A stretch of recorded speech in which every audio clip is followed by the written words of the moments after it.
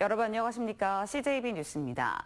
지난 4월 인천 검단 신도시에서 발생한 지하주차장 붕괴 사고로 인해 철근이 누락된 아파트 명단이 발표됐는데요. 충북에도 한 개 단지가 포함됐습니다. LH가 9월까지 보강 작업을 마치겠다고 밝혔지만 입주민들은 그걸로는 안심할 수 없다는 반응입니다. 장원석 기자입니다.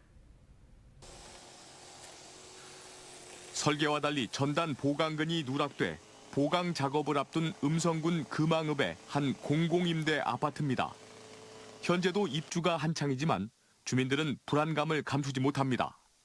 지난 4월 지하주차장 붕괴 사고 아파트와 같은 무량판 구조에 보강 철근마저 누락된 것으로 드러났기 때문입니다. 건물 무너지는 거는 일부에서 어느 정도 나타나야 친구가 들어가는데 가정집 같은 데는 몰라. 너무 비가 많아. 이 아파트에 적용된 무량판 구조는 건물의 하중을 지탱하는 수직구조 기둥에 지붕 상판을 연결하는 방식입니다. 하지만 보강철근으로 연결해야 할 123개소 중 111개소에서 철근이 누락된 겁니다. 누락량을 조사 중인 LH 측은 오는 9월까지 보강 작업을 완료하겠다고 밝혔습니다. 천정에 연결되는 부분에 철근이 빠진 거거든요. 철판을 붙여서 그 상부 슬라브에서 오는 하중을 힘을 철판이 받을 수 있도록. 하지만 입주민들은 LH 측의 보강 작업 계획에 회의적인 반응입니다. 무슨 보강이 되었어? 안 그래? 기본 안에 이제 들어가 있어야 철근도 보강이 되는 거지. 정부는 문제가 된 무량판 구조가 적용된 민간 아파트 293개 단지에 대해서도 전수조사를 벌일 방침입니다. CJB 장원석입니다. 오송 지하차도 참사를 수사 중인 검찰이 미호천교 임시제방을 공사한 시공사와 감리회사 5개 업체를 전격 압수수색했습니다. 임시제방을 참사의 가장 큰 원인으로 보고 있는 건데 이 관련 자료를 확보하면서 수사에 속도를 낼 전망입니다. 박원 기자입니다. 검찰 수사관들이 초록색 상자를 들고 업체로 들어갑니다. 24명의 사상자를 낸 오송 지하차도 참사와 관련해 사고 원인으로 지목된 미호천교 임시제방의 시공사와 감리사에 대한 압수수색에 들어간 겁니다. 대상은 모두 5개 업체로 시공사의 경우 2곳, 감리사는 3곳입니다. 압수수색을 받은 업체 가운데 청주에 소재한 업체는 시공사 1곳뿐이고 나머지는 모두 타 지역에 위치한 것으로 알려졌습니다. 관련 내용은 저희가 답변드릴 수가 없어요. 관련된 내용을 제가 아예 몰라요. 검찰이 영장에 기재한 혐의는 업무상 과실치사상, 중대한 과실로 인해 사람을 사상에 이르게 했다고 보고 관련 자료 확보에 나섰습니다. 검찰은 앞서 지난달 24일부터 사흘간 행복청과 충청북도, 청주시 등 5개 기관을 압수수색했습니다.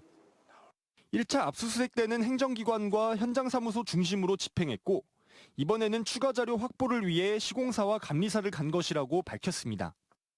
검찰 수사는 임시제방과 관계기관의 부실 대응, 2갈래로 나뉘어 있는데 이 중 임시제방은 참사를 초래한 주요 원인으로 지목되었습니다. 국무조정실도 감찰을 통해 사고의 선행 요인으로 지적한 만큼 시공사와 감리사, 그리고 행복청의 구체적인 위법 사항을 밝히는 데 수사의 초점을 맞추고 있습니다. CJB 박원입니다. 청주 오송 궁평지하차도 참사 유족들이 김영환 지사와 이범석 청주시장을 검찰에 고소하기로 했습니다. 유가족협의회는 내일 오전 청주지방검찰청에 김 지사와 이 시장을 중대재해처벌법 위반 혐의로 고소할 예정이라고 밝혔습니다. 유족들은 오늘 도청 분향소를 찾는 박광온 원내대표 등 민주당 지도부와 면담도 가질 예정입니다. 김병국 청주시의회 의장과 일부 상임위원장은 최근 국무조정실이 청주시 직원에 대해 수사 의뢰와 추가 징계 요구 계획을 밝힌 것과 관련해 어제 기자회견을 갖고 지금은 수해 복구에 주력할 때라고 밝혔습니다. 이를 위해 대규모 수사에 따른 행정력 공백으로 또 다른 주민 피해가 발생되지 않도록 수사당국의 협조를 요청한다고 덧붙였습니다. 아울러 행정중심복합도시 건설청이 공사를 제대로 감독하지 못한 것이 궁평 2 지하차도 참사의 선행 요인이라며 수사 과정에서 우선적인 책임을 물어야 한다고 주장했습니다.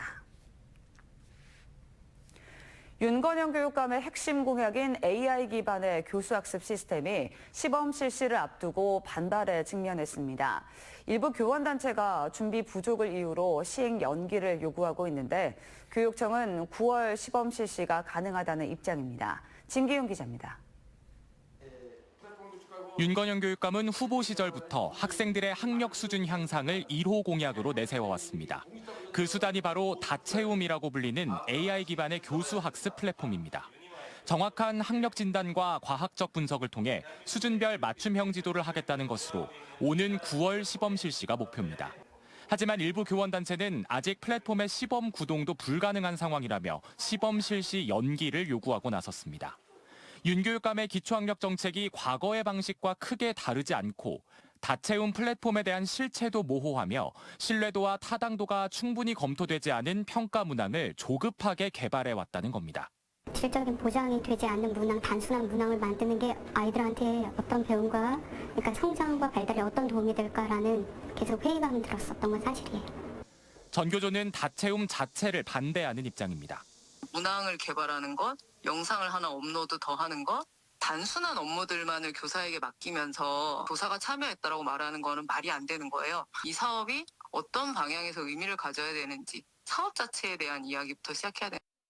이에 대해 충북교육청은 오는 9월 초 현장 교사들에 대한 설명회를 시작으로 9월 말 시범 실시까지 사업은 정상 추진되고 있다고 밝혔습니다. 현장교사 자문단 그리고 전문가 협의체가 있어요.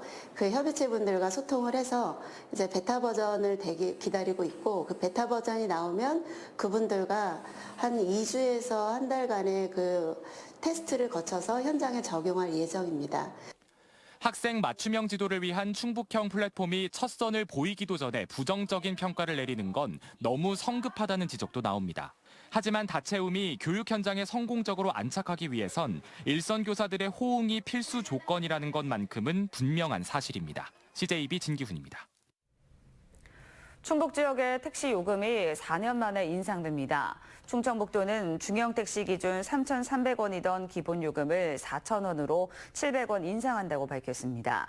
현재 2km인 기본 거리도 1.8km로 200m 단축되며 거리 운임도 137m에서 127m로 시간 운임은 34초에서 32초로 줄어듭니다. 대형 택시의 기본 요금은 4,300원에서 5,000원으로 인상되며 소형과 경영 택시는 동결되는 가운데 인상된 택시 요금은 오는 21일부터 시행합니다.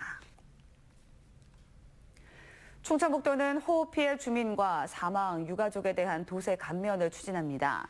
건축물과 주택 피해에 대해 올해 소방분 지역자원시설세를 면제하고 사망자의 부동산 등을 유가족이 상속 시에도 상속분 취득세를 면제하기로 했습니다. 또 시군세인 재산세와 주민세, 자동차세는 시군의회 의결을 거쳐 감면이 추진됩니다. 공유형 이동장치인 전동 킥보드를 사용한 뒤 아무 곳에나 두고 가는 경우가 많아 민원이 끊이질 않고 있습니다. 청주시가 이를 해결하기 위해 전동 킥보드 전용 주차 공간을 만들었습니다. 김세희 기자입니다. 청주 시내 한 버스 정류장입니다. 공유 킥보드 여러 대가 길을 막아선 채 제멋대로 방치돼 있습니다. 보행자들은 킥보드를 피해 지나가기 일쑤. 인도는 물론 상가 앞에 아무렇게나 방치된 모습도 쉽게 찾아볼 수 있습니다. 건물 앞에 두고 간 킥보드를 치우는 건 주민들의 몫입니다. 킥보드를 너무 무방비하게 세워놔서 저희가 그 길 가는데도 불편이 있고 도로를 사용하는데도 너무 많아가지고 제가 가끔 치울 때도 있는데 공유 킥보드는 특정 장소에서 빌리거나 반납할 필요가 없다 보니 사용 뒤 아무데나 내버려두는 경우가 부지기수입니다. 도시 미관은 물론 보행자들의 안전까지 위협하고 있는 상황. 실제로 지난해부터 올해 상반기까지 청주시에 접수된 무단 방치 관련 민원은 150건에 달했습니다. 청주시는 민원이 발생할 때마다 즉시 수거하도록 조치하고 있지만 불법 주차 민원이 끊이지 않자 전동 킥보드 전용 주차구역을 만들었습니다.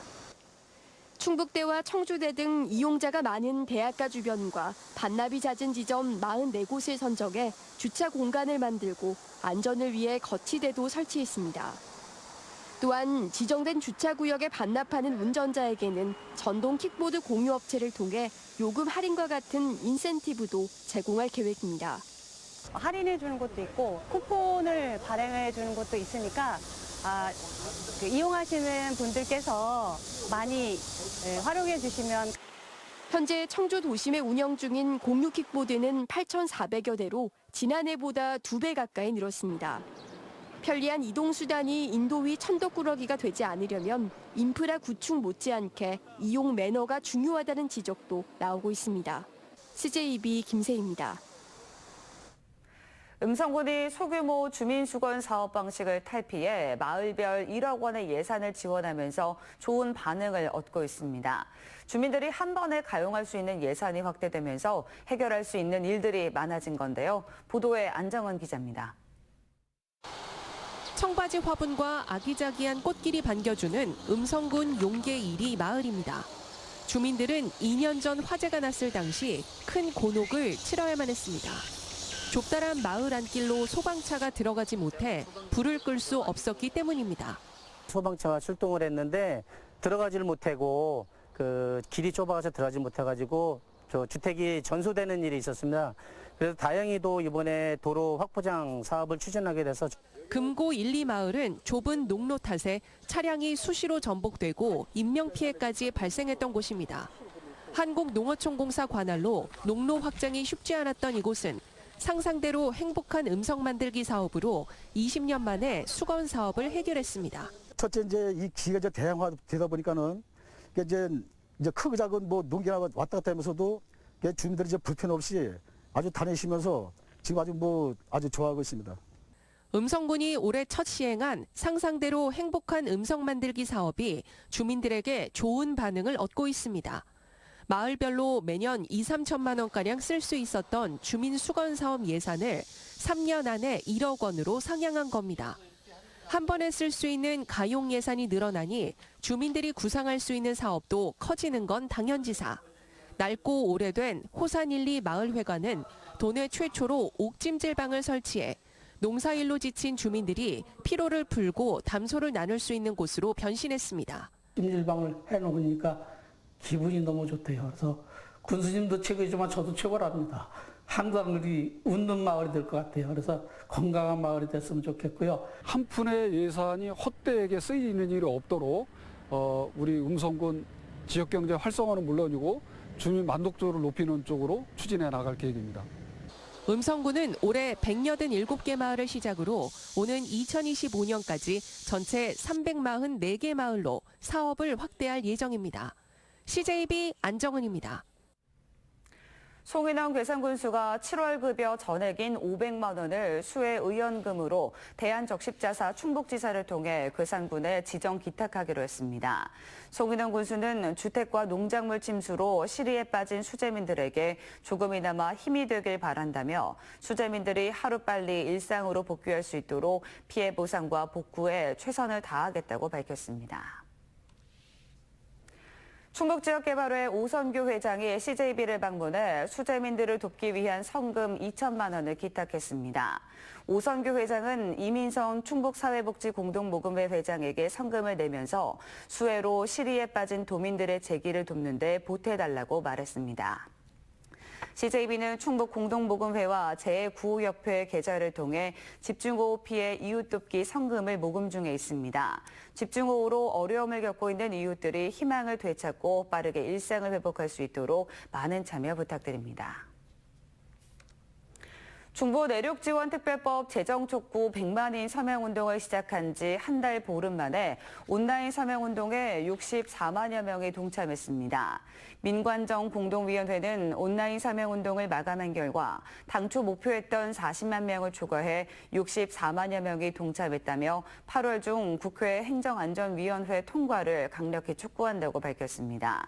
위원회는 8월 중 상임위 통과와 연내 특별법 제정을 관철하기 위해 8월 말까지 100만 명 초과 달성을 목표로 오프라인 서명 운동을 계속하기로 했습니다. 청주시가 침수 차량의 시중 유통을 막기 위해 8월 7일부터 한 달여간 합동 단속을 벌입니다. 이 기간 청주시는 충북자동차매매사업조합과 합동 점검반을 편성해 중고 자동차 매매업소 147곳을 대상으로 단속을 벌입니다. 침수 차량 유통 등 위법 사항이 적발되면 사업 정지 등 강력한 행정 처분을 내릴 방침입니다. 제천시 봉양읍 야산에서 어제 오전 아프리카 돼지열병에 감염된 멧돼지 한 마리가 추가로 발견됐습니다. 제천 지역에서는 2021년 11월 이후 모두 85마리가 아프리카 돼지열병에 감염된 것으로 나타났습니다. 특히 7월 들어서만 7마리가 봉양 지역에서 발견돼 감염된 멧돼지의 이동 경로로 추정하고 있습니다. 이상으로 CJB 뉴스를 마칩니다. 고맙습니다.